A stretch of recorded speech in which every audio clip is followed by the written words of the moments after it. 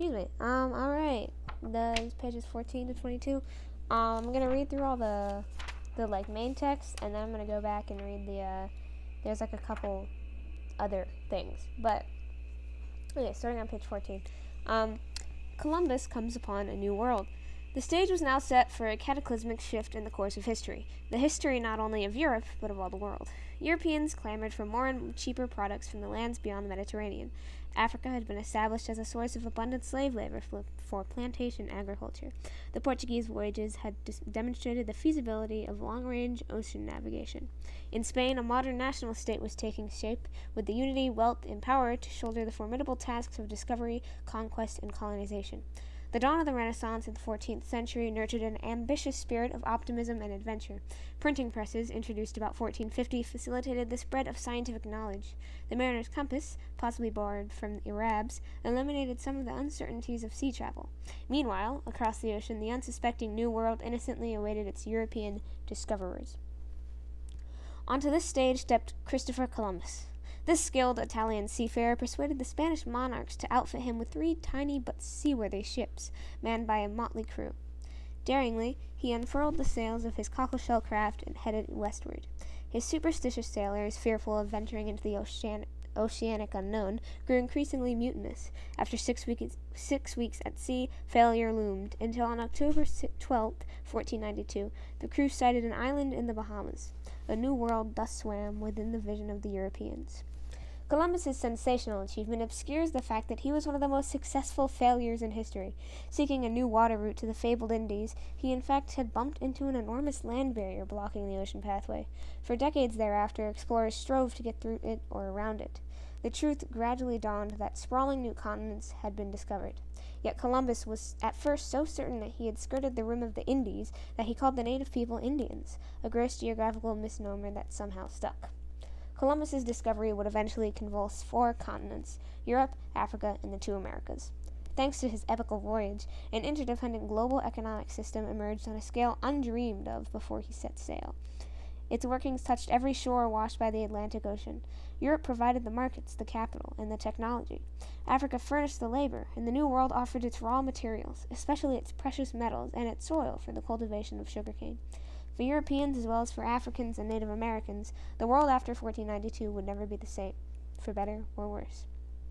When worlds collide. 2 ecosystems, the fragile, naturally evolved networks of relations among organisms in stable environment, commingled and clashed when Columbus waded ashore. The reverberations from the historic encounter, often called the Columbian Exchange, echoed for centuries after 1492. The flora and fauna, as well as the peoples of the Old and New Worlds, had been separated for thousands of years. European explorers marveled at the strange sights that greeted them, including exotic beasts such as iguanas and snakes with castanets, rattlesnakes. Native New World plants such as tobacco, maize, beans, tomatoes, and especially the lowly potato eventually revolutionized the international economy as well as the European diet, feeding in the rapid population growth of the Old World. These foodstuffs were among the most important Indian gifts to the Europeans and to the rest of the world. Perhaps 3/5 of the crops cultivated around the globe today originated in the Americas. Ironically, the introduction into Africa of New World foodstuffs like maize, manioc, and sweet potatoes may have fed an African population boom that numerically, though not morally, more than offset the losses inflicted by the slave trade. In exchange, the Europeans introduced Old World crops and animals to the Americas. Columbus returned to the Caribbean island of Hispaniola, present-day Haiti and Dominican Republic, in 1493 with 17 ships that unloaded 1,200 men and a virtual Noah's Ark of cattle, swine, and horses. The horses soon reached the North American mainland through Mexico. Over the next 2 centuries, they spread as far as Canada. Southwestern Indian tribes like the Comanche, Apache, and Navajo swiftly adopted the horse. Northern tribes like the Lakota, Shoshone, and Blackfeet somewhat later. Horses transformed newly mounted cultures into highly mobile, wide-ranging hunter-warrior societies that roamed the grassy Great Plains in pursuit of the shaggy buffalo, and that suppressed unmounted peoples like the Paiute. And Columbus also brought seedlings of sugarcane, which thrived in the warm Caribbean climate. A sugar revolution consequently took place in the European diet, fueled by the forced migration of millions of Africans to work the cane fields and sugar mills of the New World. Unwittingly, the Europeans also brought other organisms in the dirt on their boots and the dust on their clothes, such as the seeds of Kentucky bluegrass, dandelions, and daisies. Most ominous of all, in their bodies they carried the germs that caused smallpox, yellow fever, and malaria. Old World diseases quickly devastated the Native Americans. During the Indians' millennia of isolation in the Americas, most of the Old World's killer maladies had disappeared from among them. But generations of freedom from those illnesses had also wiped out protective antibodies. Devoid of natural resistance to Old World sicknesses, Indians died in droves. Within 50 years of the Spanish arrival, the population of the Taino natives in Hispaniola dwindled from some 1 million people to about 200. Enslavement and armed aggression took their toll, but the deadliest killers were microbes, not muskets. The lethal germs spread among the New World peoples with the speed and force of a hurricane, swiftly sweeping far ahead of the human invaders. Most of those afflicted never laid eyes on a European. In the centuries after Columbus's landfall, as many as 90% of the Native Americans perished, a demographic catastrophe without parallel in human history. This depopulation was surely not intended by the Spanish, but it was nevertheless so severe that entire cultures and ancient ways of life were extinguished forever. Baffled, enraged, and vengeful, Indian slaves sometimes kneaded tainted blood into their master's bread, to little effect. Perhaps it was poetic justice that the Indians unintentionally did take a kind of revenge by infecting the early explorers with syphilis, injecting that lethal sexually transmitted disease for the first time into Europe. Taking a sip. Okay. The conquest of Mexico and Peru. Gradually, Europeans realized that the American continents held rich prizes, especially the gold and silver of the advanced Indian civilizations in Mexico and Peru. Spain secured its claim to Columbus's discovery in the Treaty of Tordesillas, dividing with Portugal the heathen lands of the New World. The lion's share went to Spain, but Portugal received compensating territory in Africa and Asia, as well as title to lands that would one day be Brazil. The islands of the Caribbean Sea, the West Indies as they came to be called, in yet another perpetuation of Columbus's geographic confusion, served as offshore bases for staging the Spanish invasion of mainland Americas. Here, supplies could be stored and men and horses could be rested and acclimated before proceeding to the conquest of the continents. The loosely organized and vulnerable native communities of the West Indies also proved laboratories for testing the techniques that would eventually subdue the advanced Indian civilizations of Mexico and Peru. The most important such technique was the institution known as the encomienda. It allowed the government to commend, or give, Indians to certain colonists in return for the promise to try to Christianize them. In all but name, it was slavery. Spanish missionary Bartolomé de las Casas, appalled by the encomienda system in Hispaniola, called it a moral pestilence invented by Satan. In 1519, Hernán Cortés set sail from Cuba with 16 fresh horses and several hundred men aboard 11 ships, bound for Mexico and for destiny. On the island of Cozumel, off the Yucatan Peninsula, he rescued a Spanish castaway who had been enslaved for several years by the Mayan-speaking Indians. A short distance farther on, he picked up the female Indian slave Malinche, who knew both Mayan and Nahuatl, the language of the powerful Aztec rulers of the great empire in the highlands of central Mexico. In addition to his superior firepower, Cortés now had the advantage, through these two interpreters, of understanding the speech of the native peoples whom he was about to encounter, including the Aztecs. Malinche eventually learned Spanish and was baptized with the Spanish name of Doña Marina. Near present-day Veracruz, Cortés made his final landfall. Through his interpreters, he learned of unrest within the Aztec Empire among the peoples from whom the Aztecs demanded tribute. He also heard alluring tales of the gold and other wealth stored up in the legendary Aztec capital of Tenochtitlan. He lusted to tear open the coffers of the Aztec kingdom. To quell his mutinous troops, he boldly burned his ships, cutting off any hope of retreat. Gathering a force of some 20,000 Indian allies, he marched on Tenochtitlan and toward one of history's most dramatic and fateful encounters. As Cortés proceeded, the Aztec chieftain Moctezuma sent ambassadors bearing fabulous gifts to welcome the approaching Spaniards. These only whetted the conquistadors' appetite. "We Spanish suffer from a strange disease of the heart," Cortés allegedly informed the emissaries, "for which the only known remedy is gold." The ambassadors reported this comment to Moctezuma, along with the astonishing fact that the newcomers rode on the backs of deer horses. The superstitious Moctezuma also believed that Cortés was the god of Quetzalcoatl, whose return from the eastern sea was predicted in Aztec legends. Expectant yet apprehensive, Moctezuma allowed the conquistadors to approach his capital unopposed. As the Spaniards entered the Valley of Mexico, the sight of the Aztec capital of Tenochtitlan amazed them.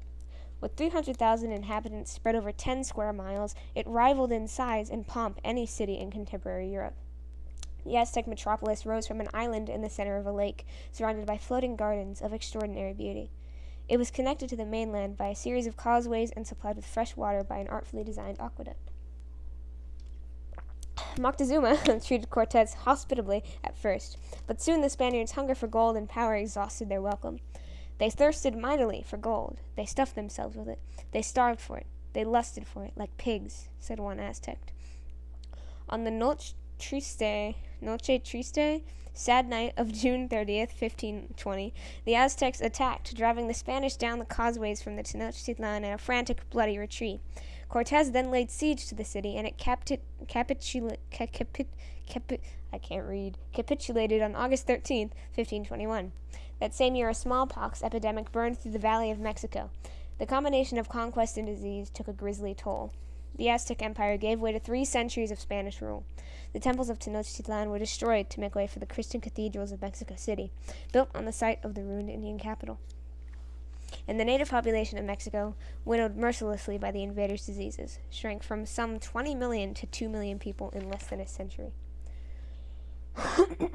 Shortly thereafter, in South America, the iron-fisted conqueror Francisco Pizarro crushed the Incas of Peru in 1532 and added a huge hoard of booty to Spanish coffers. By 1600, Spain was swimming in New World silver, mostly from the fabulously rich mines at Potosi in present-day Bolivia, as well as from Mexico. This flood of precious metal touched off a price revolution in Europe that increased consumer costs by as much as 500% in the 100 years after the mid-16th century. Some scholars see in this ballooning European money supply the fuel that fed the growth of the economic system known as capitalism. Certainly, New World bullion helped transform the world economy. It filled the vaults of bankers from Spain to Italy, laying the foundations of the modern banking system. It clinked in the purses of merchants in France and Holland, stimulating the spread of commerce and manufacturing. For much of the burgeoning international trade with Asia, whose sailors had little use for any European good except silver. Yet the invaders brought more than conquest and death. They brought crops and animals, language and laws, customs and religion, all of which proved adaptable to the peoples of the Americas. Especially in Mexico, they intermarried with the surviving Indians, creating a distinctive culture of mestizos, people of mixed Indian and European heritage. To this day, Mexico remains a unique blend of the Old World and the New, producing both ambivalence and pride among its people. Cortez's translator, Malinche, for example, has given her name to the Mexican language in the word Malinchista, or trader. But Mexicans also celebrate Columbus Day as the Dia de la Raza, the birthday of the wholly new race of people. Taking another sip. Exploration and imperial rivalry. In the service of God, as well as in search of gold and glory, Spanish conquistadors continued to fan out across the New World and beyond. On Spain's long roster of notable deeds, 2 spectacular exploits must be headlined. Vasco Núñez Balboa, hailed as the European discoverer of the Pacific Ocean, waded into the foaming waves off Panama in 1513 and boldly claimed for his king all the lands washed by that sea. Ferdinand Magellan started from Spain in 1519 with 5 tiny ships. After beating through the storm-lashed strait off the tip of South America that still bears his name, he was slain by the inhabitants of the Philippines. His one remaining vessel creaked home in 1522, completing the first circumnavigation of the globe. Other ambitious Spaniards ventured into North America.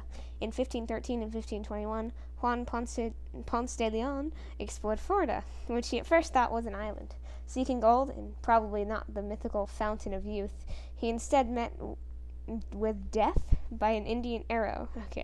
In 1540 and 1542, Francisco Coronado, in quest of fabled golden cities that turned out to be adobe pueblos, wandered into a clanking cavalcade through Arizona and New Mexico, penetrating as far east as Kansas.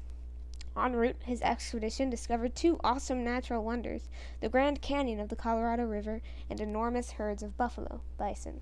Hernando de Soto, with 600 armored men, undertook a fantastic gold-seeking expedition during 1539 to 1542. Floundering through marshes and pine barrens from Florida westward, he discovered and crossed the majestic Mississippi River just north of its junction with the Arkansas River. After brutally mistreating the Indians with iron collars and fierce dogs, he at length died of fever and wounds. His troops secretly disposed of his remains at night in the Mississippi, lest the Indians exhume and abuse their abuser's corpse. Oh, I get it. Spain's colonial empire grew swiftly and impressively. Within about half a century of Columbus's landfall, hundreds of Spanish cities and towns flourished in the Americas, especially in the great silver-producing centers of Peru and Mexico. Some 160,000 Spaniards, mostly men, had subjugated millions of Indians. Majestic cathedrals dotted the land, printing presses turned out books, and scholars founded distinguished universities, including those at Mexico City and Lima, Peru, both established in 1551, 85 years before Harvard, the first college established in the English colonies. But how secure were these imperial possessions?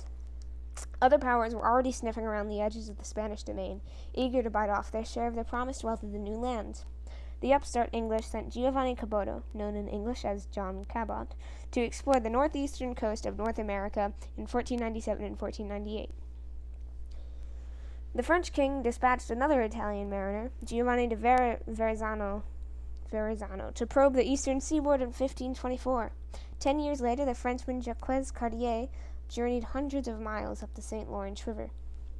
To safeguard the northern periphery of their New World domain against such encroachments, and to convert more Indian souls to Christianity, the Spanish began to fortify and settle their North American borderlands.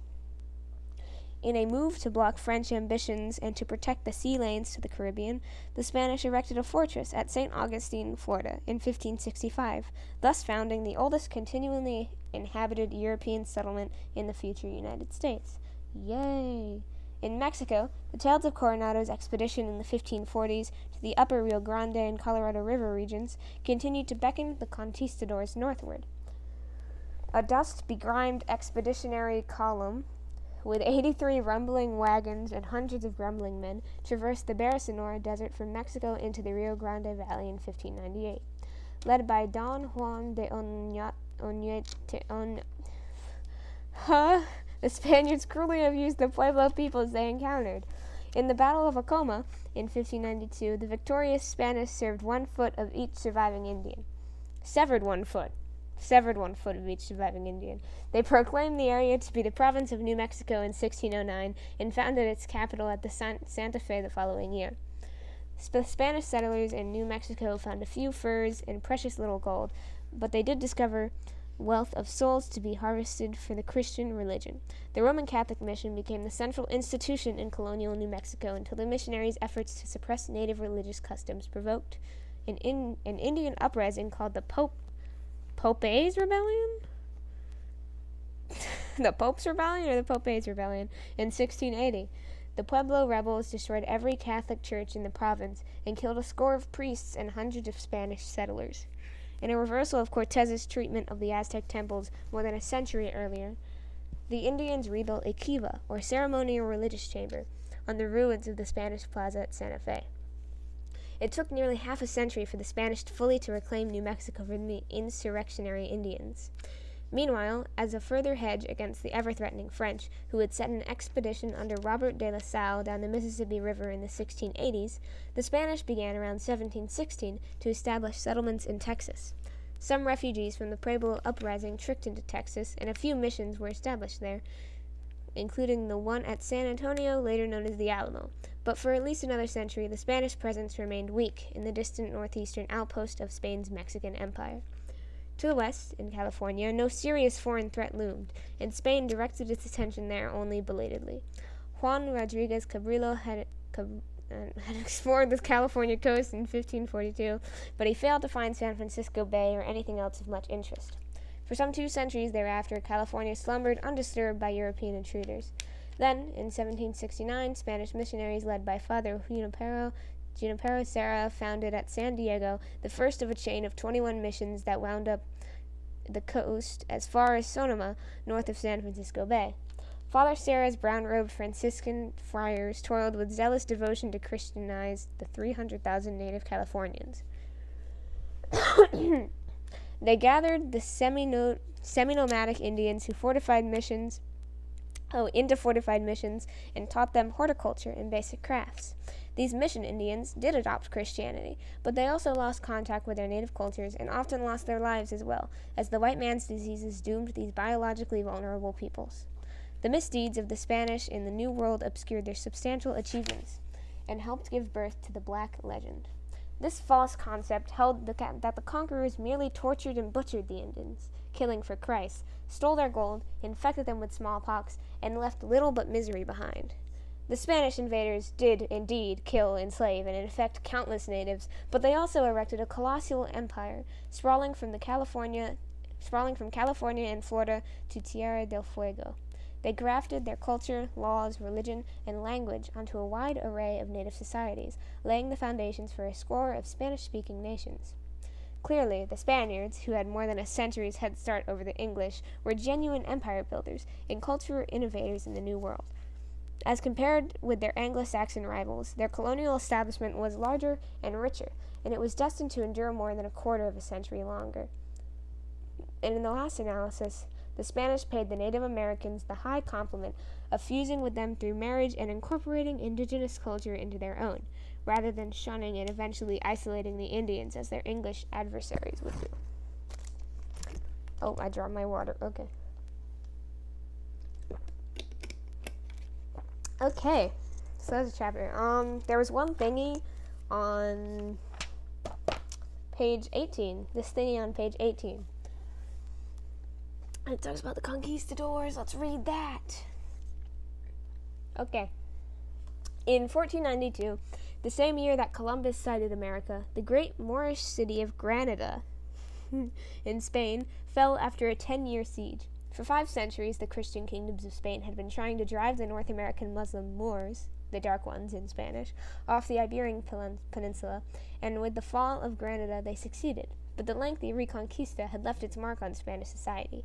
Centuries of military and religious confrontation nurtured an obsession with status and honor, bred religious zealotry and intolerance, and created a large class of men who regarded manual labor in commerce contemptuously. With the Reconquista ended, some of these men turned their restless gaze to Spain's New World frontier. At first, Spanish hopes for America had focused on the Caribbean and on finding a sea route to Asia. Gradually, however, word filtered back of rich kingdoms on the mainland. Between 1519 and 1540, Spanish conquistadors swept across the Americas in 2 wide arcs of conquest, one driving from Cuba through Mexico into what is now the southwestern United States, the other starting from Panama and pushing south into Peru. Within half a century of Columbus's arrival in the Americas, the conquistadors had extinguished the great Aztec and Incan empires and claimed for church and crown a territory that extended from Colorado to Argentina, including much of what is now the continental United States. The military conquest of this vast region was achieved by just 10,000 men, organized in a series of private expeditions. Hernan Cortez, Francisco Pizarro, and other aspiring conquerors signed contracts with the Spanish monarch, raised money from investors, and then went about recruiting an army. Only a small minority of the conquistadors, leaders or followers, were nobles. About half were professional soldiers and sailors. The rest comprised peasants, artisans, and members of the middling classes. Most were in their 20s and early 30s, and all knew how to wield a sword.